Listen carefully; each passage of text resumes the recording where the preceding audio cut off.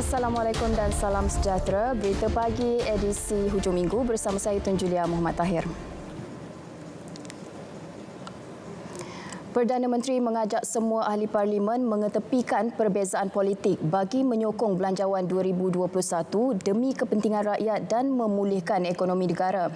Dalam perutusan khas, Tan Sri Muhyiddin Yassin berkata, belanjawan itu bakal menyediakan pelbagai peruntukan kepada agensi kerajaan, bantuan kepada rakyat dan insentif kepada sektor korporat, industri dan perniagaan dalam mendepani pandemik COVID-19. Marilah kita letakkan kepentingan rakyat mengatasi segala kepentingan lain. Satu bentuk persefahaman boleh dirangka dalam kalangan ahli-ahli parlimen untuk membolehkan bajet 2021 diluluskan dengan sokongan ahli parlimen kerajaan dan pembangkang. Saya memberikan jaminan bahawa Kerajaan Perikatan Nasional akan terus mencari jalan yang terbaik untuk mengurus krisis besar yang sedang pun kita hadapi pada masa ini. Matlamat kita hanyalah satu, iaitu untuk menang dalam melawan COVID-19 dan memastikan keselamatan dan kebajikan rakyat sentiasa terbela. Dalam pada itu, Tan Sri Muhyiddin berkata kerajaan memandang serius peningkatan mendadak kes COVID-19 dalam negara ketika ini dan kesannya kepada rakyat, ekonomi dan barisan hadapan. Mengenai pilihan raya kecil PRK Batu Sapi 5 Disember ini dan pilihan raya negeri Sarawak yang berkemungkinan diadakan pada bila-bila masa, Perdana Menteri menegaskan ia sesuatu yang tidak dapat dielakkan kecuali jika darurat diisytiharkan di Batu Sapi dan Sarawak. Kerana itu, kalau saudara dan saudari tanya saya, pilihan raya sepatutnya tidak diadakan langsung pada hari ini. Tetapi apa boleh buat, kerana itu adalah kehendak dalam Perlembagaan Persekutuan. Maka kita terpaksa mengadakan pilihan raya. Kecualilah jika darurat diisytiharkan di bawah perkara 150 Perlembagaan Persekutuan di Batu Sapi dan di Sarawak, maka bolehlah kita tangguhkan dahulu kedua-dua pilihan raya itu sehingga COVID-19 ini berakhir. Perdana Menteri turut menyatakan komitmen untuk meneliti prosedur operasi standard SOP yang telah ditetapkan oleh Suruhanjaya Pilihan Raya SPR untuk kedua-dua pilihan raya tersebut. Bagaimanapun jelas Tan Sri Muhyiddin banyak kekangan dihadapi untuk menggubal SOP yang benar-benar berkesan dalam memastikan sifar jangkitan semasa pilihan raya diadakan. Antaranya ialah kekangan untuk menghalang pergerakan pengundi di kawasan merah untuk keluar mengundi kerana mereka ada hak untuk mengundi di sisi perlembagaan. Batu Sapi adalah kawasan merah sekarang. Kita minta penduduk Batu Sapi supaya duduk di rumah. Tetapi oleh kerana ada pilihan raya, mereka terpaksa keluar beramai-ramai untuk mengundi. Mungkin peratusan keluar mengundi juga akan menjadi rendah. Tetapi itulah demokrasi. Tambah beliau, kerajaan juga tidak boleh menghalang pergerakan pengundi dari kawasan merah ke kawasan hijau. Mungkin ada yang kata, kenapa kita tidak buat ujian saringan kes COVID-19 ke atas semua pengundi luar negeri Sarawak yang nak balik mengundi? Isunya, siapa yang akan menanggung kos ujian? Dan apakah kita mempunyai kapasiti makmal yang mencukupi untuk melakukan ujian ke atas ratusan ribu pengundi dalam masa yang singkat? Ujian saringan pun tidak dapat menjamin mereka tidak dijangkiti selepas mengambil ujian.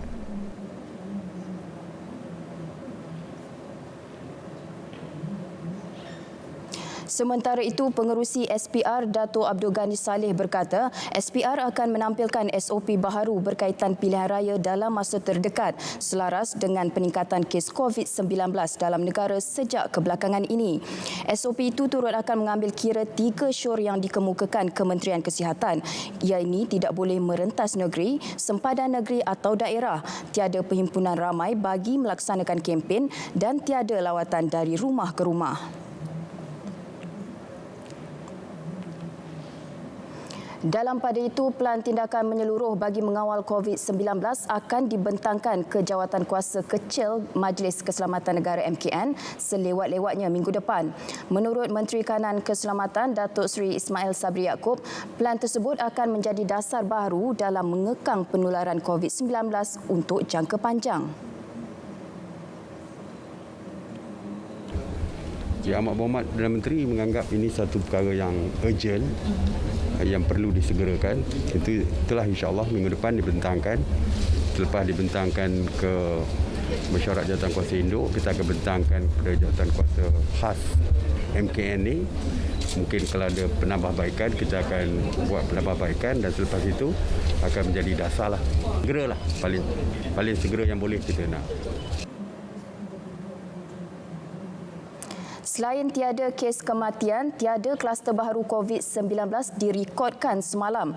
114 daripada 247 kluster yang dikesan sepanjang penularan COVID-19 dalam negara sehingga semalam telah tamat pemantauan 28 hari. Bagaimanapun, Ketua Pengarah Kesihatan Tan Sri Dr. Nur Hisham Abdullah berkata masih terdapat 133 kluster aktif. Daripada jumlah itu, pertambahan kes hanya melibatkan 33 kluster, manakala 100 kluster yang lain tiada kes baharu direkodkan. Dimaklumkan kluster pertama ialah kluster Rumah Merah di Sabah. Ada pertambahan 111 kes, menjadikan jumlah kes 168. Jumlah yang disaring setakat ini di Rumah Merah adalah 333. Kluster yang kedua ialah kluster penjara Kepayang di Sabah. Ada pertambahan 26 kes, menjadikan jumlah kes 1,702. Individu yang disaring setakat ini ialah 3,492. Kluster-kluster lain hanya merekodkan pertambahan kes kurang daripada 30. Tiada kes COVID-19 dilaporkan melibatkan tempoh inkubasi lebih dari 14 hari di negara ini. Kebanyakan daripada kes yang dilaporkan berlaku pada hari ke-7 atau ke-8 tempoh inkubasi, namun tidak lebih dari 14 hari. Biasa dia kebanyakan daripada kes ni berlaku pada hari ke-7, hari ke-8 dan sebagainya, tapi tak sampai ke hari ke-14. Tapi 25% yang kita dapati di kuarantin tak ada gejala, tetapi bergejala pada hari ke-12 ataupun ke-13. Tapi untuk tempoh 21 hari jarang kita, tak pernah lagi kita laporkan ada inkubasi lebih pada 21 hari. Beliau berkata demikian susulan terdapat seorang wanita di Sarawak yang dilaporkan pulang dari Labuan didapati positif COVID-19 pada ujian saringan ketiga, iaitu pada hari ke-18. Wanita itu menjalani ujian saringan pada hari pertama dan hari ke-10 dan didapati negatif, namun tidak memaklumkan mula bergejala pada hari ke-11. Tan Sri Nur Hisham turut memaklumkan sehingga kini seramai 1,181 individu positif COVID-19 melibatkan pengembara dan pemastautin tetap yang pulang dari luar negara. 75% daripadanya didapati positif pada ujian saringan pertama, manakala 25% lagi dikesan pada ujian saringan hari ke-13. Sektor ekonomi dibenar berfungsi tetapi memperlahan atau menangguhkan aktiviti sektor sosial, pendidikan dan sukan di kawasan zon merah. Tindakan yang dilaksana selama 2 minggu oleh Kementerian Kesihatan dalam mengimbangi antara sektor kesihatan dan ekonomi itu berjaya menunjukkan hasil positif dengan penurunan kes kebolehjangkitan iaitu R0 kurang daripada 1.0. Ketua Pengarah Kesihatan Tan Sri Dr. Nur Hisham Abdullah berkata, dalam tempoh 2 minggu ini, KKM akan mempergiat aktiviti dan pengurusan pesakit COVID-19, juga tindakan aktiviti di lapangan bagi membendung penularan serta memutuskan rantaian jangkitan wabak itu di dalam negara. Menurut beliau, jika semua pihak patuh dan mengikut kaedah tersebut, pihaknya boleh meratakan atau landaikan kes iaitu RO kurang daripada 1.0 hingga 0.3. Perkara itu tidak mustahil kerana di Kedah sebelum ini terdapat peningkatan kes yang tinggi dengan wujudnya banyak kluster dan hanya 2 kes dilaporkan di negeri itu. Ia hasil tindakan kesihatan awam dan saringan yang tertumpu pada kawasan dan zon yang disyaki serta perintah kawalan pergerakan diperketatkan secara pentadbiran. Di Lembah Kelang dan Selangor, COVID-19 boleh dikawal dan dicegah jika menggunakan kaedah sama. Mengulas situasi di Sabah, Menteri Kesihatan Datuk Seri Dr. Adham Baba berkata, tanda-tanda pengurangan COVID-19 di negeri itu semakin jelas selepas kadar nilai kebolehjangkitan R0 di Sabah menunjukkan penurunan hampir 1.0. Ia bermakna nilai jangkitan hanya melibatkan seorang pesakit kepada seorang yang lain. Kita cuba untuk turunkan R0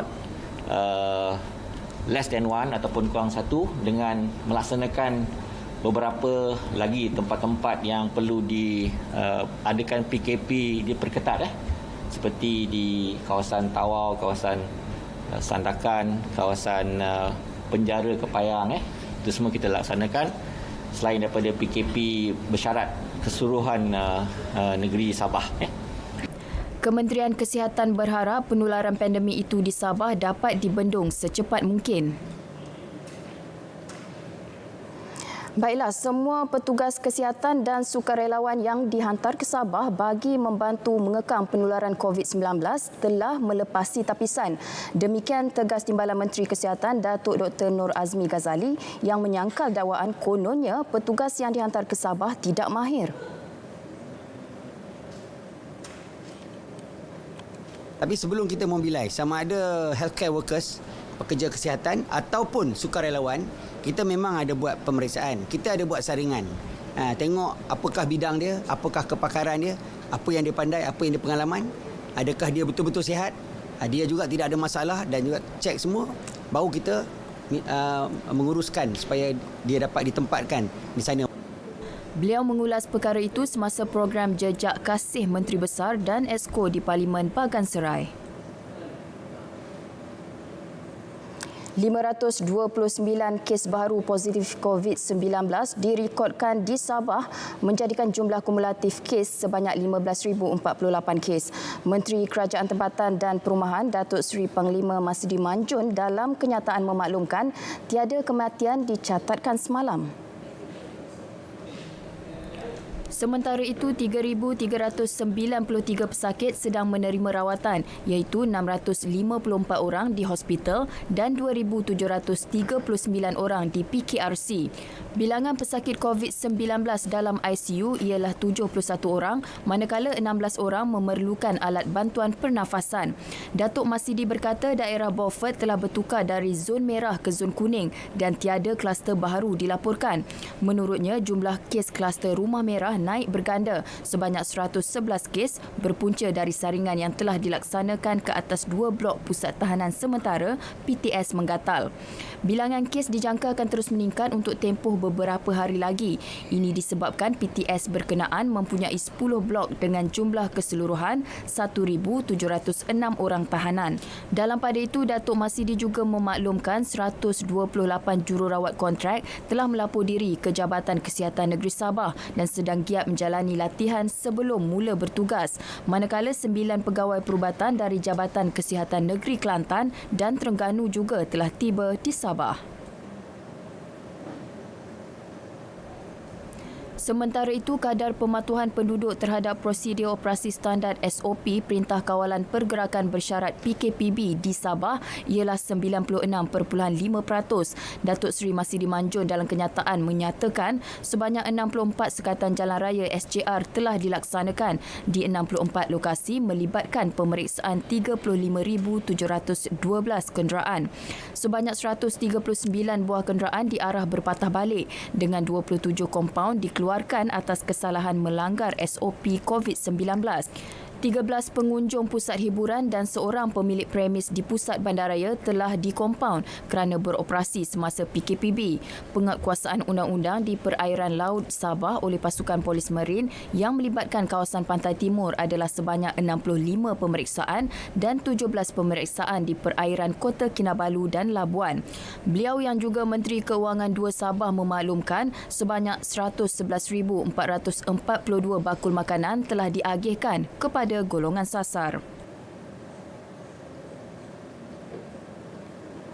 Operasi SAR bagi mencari 2 kanak-kanak lelaki dan perempuan berumur 5 dan 8 tahun diteruskan semula pagi ini.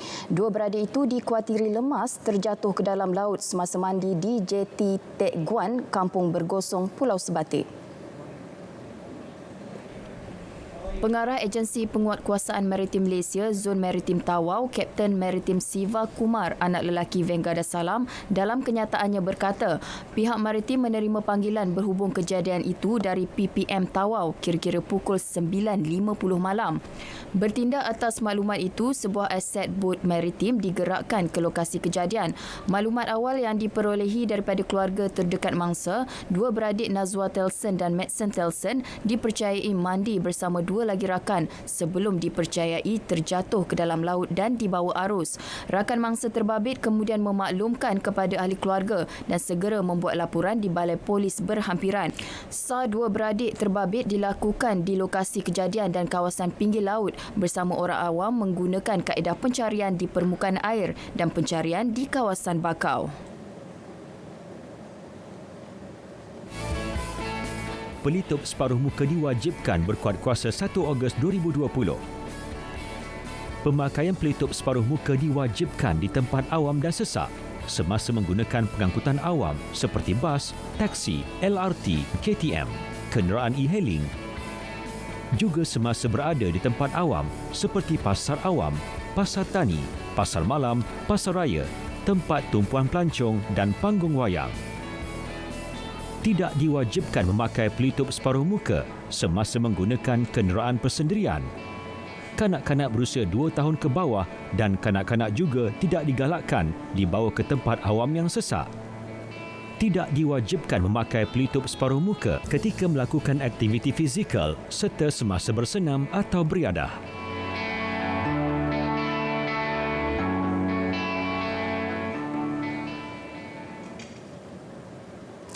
Penggiat industri pelancongan berharap Belanjawan 2021 dapat memberi manfaat agar industri kekal relevan meski dalam tempoh wabak.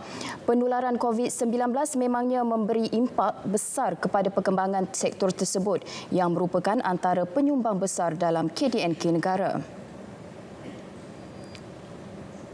Untuk kami, pemain industri perhotelan, untuk Belanjawan 2021, kami harap kerajaan boleh fokus lebih kepada macam mana nak tolongkan bisnes yang paling affected, bukan saja bisnes-bisnes yang besar ataupun yang dekat international market punya bisnes saja. So untuk bisnes yang kecil macam yang dekat town area ke, production area ke, pun boleh dapat menolongkan. Sebagai pemain industri, kami harap bahawa Belanjawan boleh menitik beratkan kebajikan rakyat.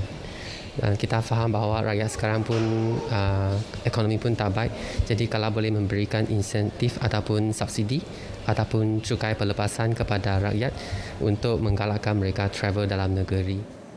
Penggiat industri juga berharap pelepasan cukai kepada pengguna bagi menggalak aktiviti pelancongan dalam negeri selain insentif dan subsidi buat pemain industri. Kongres Kesatuan Pekerja-Pekerja dalam Perkhidmatan Awam QPEX menyelar pihak tertentu yang berpandangan penjawat awam tidak patut menerima bantuan prihatin nasional BPN kerana tidak terjejas oleh penularan COVID-19.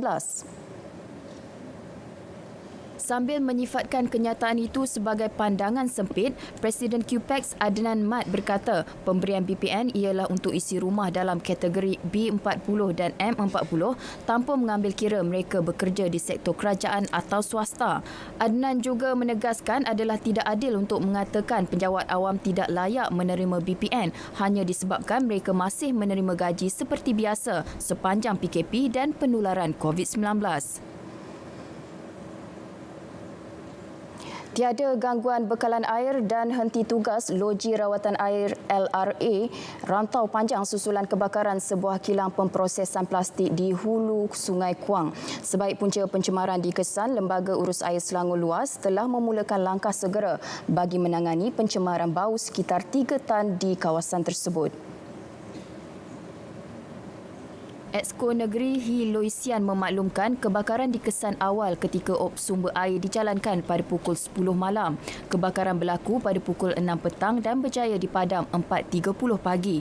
Siasatan Luas dan Air Selangor mendapati sisa kebakaran telah mengalir masuk ke alur air di hulu Sungai Kuang menyebabkan berlaku pencemaran bau sekitar 3 tan. Langkah nyah bau dilakukan dengan meletakkan 43 beg aktif karbon di Sungai Kundang yang menerima aliran masuk air daripada Sungai Kuang antara sumber air untuk Sungai Selangor. Langkah itu dilakukan bagi mengelakkan bau daripada sisa kebakaran kilang kira-kira 33 km daripada LRA Rantau Panjang yang mengalir ke Sungai Sembah seterusnya ke Sungai Selangor. Penggiat seni perlu diberi pengiktirafan dan perlindungan dari sudut harta intelek. Undang-undang yang lebih berstruktur dicadangkan bagi memperkasakan lagi hasil sumbangan penggiat seni.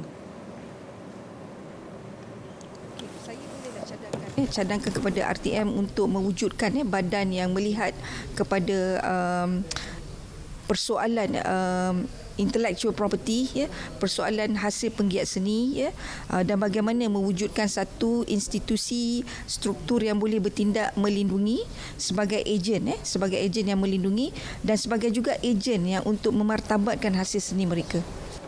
Timbalan Pengarah Institut Kajian Etnik KITA UKM, Profesor Madya Dr. Kartini Abu Talib menyatakannya selepas menjadi tetamu bicara naratif di Angkasa Puri.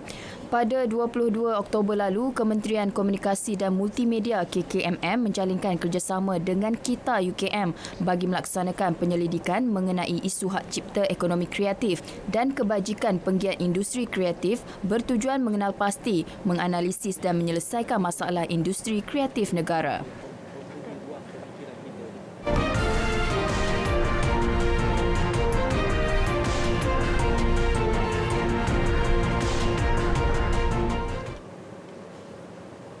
Perkembangan luar negara.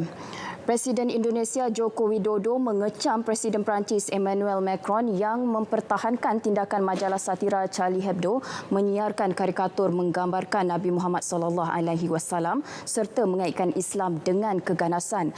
Pemimpin negara dengan penduduk Islam paling ramai di dunia itu menegaskan Macron secara sengaja melukai hati umat Islam.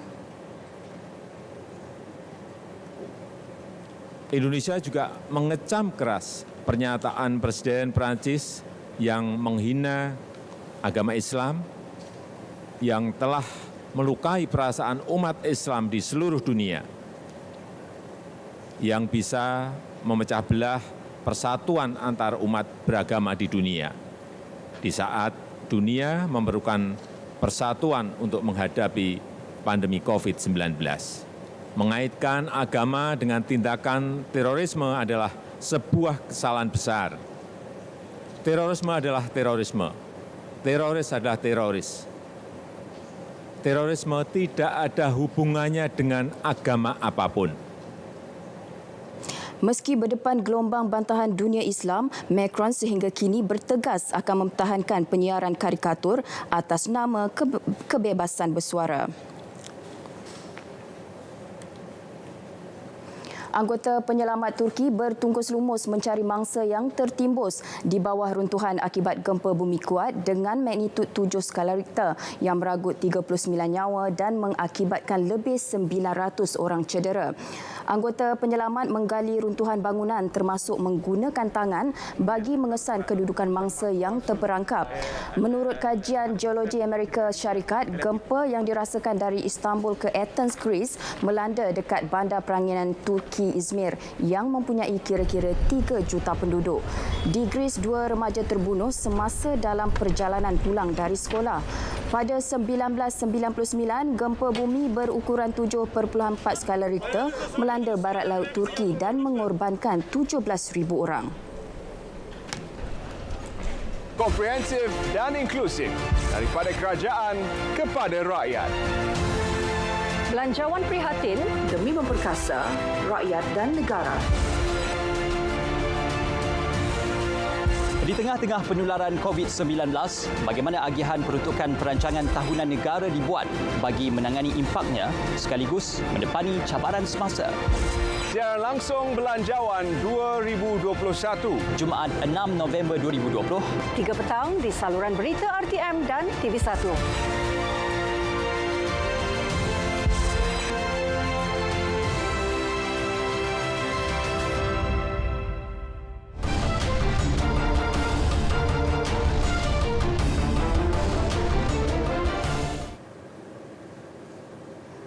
Kita beralih pula ke perkembangan sukan.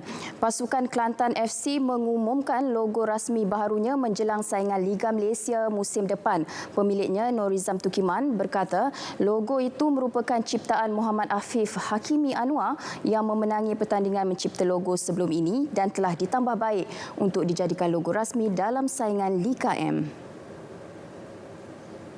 Perubahan logo baharu itu seiring dengan aspirasi dan misi pasukan. Ciptaan logo itu dipilih menerusi ratusan penyertaan diterima Kelantan FC. Memperincikan maksud logo itu, jelas Norizam, imej 2 bintang berbucu 5 melambangkan perpaduan kuat di antara penyokong dan pasukan The Red Warrior.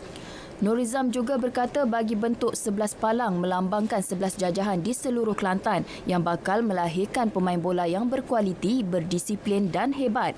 Logo kijang digarap dengan wajah tegas dan garang menandakan pengurusan serta pasukan bersungguh-sungguh mencapai misi dan visi pasukan kemenangan. Persatuan Bola Sepak Malaysia FAM mengesahkan Felda United dan UKMFC gagal dalam proses penswastaan Kelab Bola Sepak FC bersyarikat.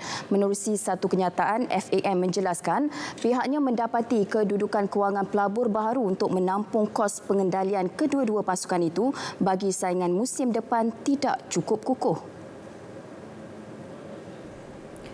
Setiausaha Agung FAM Stuart Ramalingam berkata, meskipun UKMFC dan Felda United berjaya melengkapkan proses penswastaan FC bersyarikat, namun isu berkaitan sokongan korporat serta pendanaan kedua-dua pasukan memaksa Badan Induk Bola Sepak Negara itu meminta dokumentasi lebih lanjut. Penelitian FAM ke atas dokumen keuangan dikemukakan pengurusan baharu FUFC, The Fighters Sendirian Berhad, selepas itu mendapati bahawa kedudukan kewangan pengurusan dan pelabur baharu tidak cukup kukuh untuk mereka mengharungi satu musim penuh Liga pada 2021. Bagi UKMFC, penelitian FAM terhadap dokumen keuangan baharu UKMFC iaitu Varsity Boys Sendirian Berhad. Selepas itu turut mendapati kedudukan keuangan pelabur baharu berkenaan tidak cukup kukuh untuk mereka mengharungi satu musim penuh Liga pada 2021. FAM membuat keputusan tersebut bagi mengelak permasalahan berkaitan gaji pemain dan pegawai yang mungkin berlaku lagi pada musim depan.